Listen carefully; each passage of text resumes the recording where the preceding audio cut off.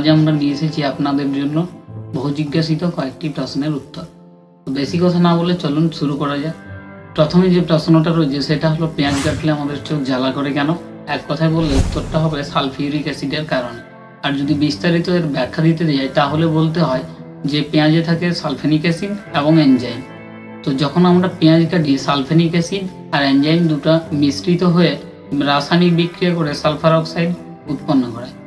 তো sulphur oxide গ্যাসটা বাতাসের মাধ্যমে ভাসতে ভাসতে আমাদের চোখে গিয়ে যখন পৌঁছায় তখন চোখের জলের সঙ্গে বিক্রিয়া করে সালফিউরিক অ্যাসিড তৈরি করে।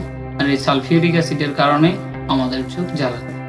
আর দ্বিতীয় নম্বর প্রশ্নটা রয়েছে, এটা হচ্ছে উচ্ছে বা করলা খেলে আমাদের তেতো লাগে কেন?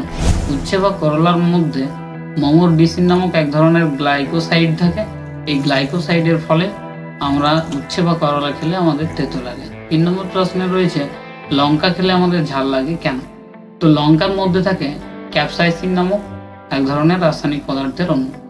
তো লঙ্কা যখন আমরা চিবাই তখন ওই ক্যাপসাইসিন নামক পদার্থের অণুটা আমাদের মুখের মধ্যে থাকা পলিমোডাল স্নায়ুকে উত্তেজিত করে, এর ফলে আমাদের ঝাল লাগে।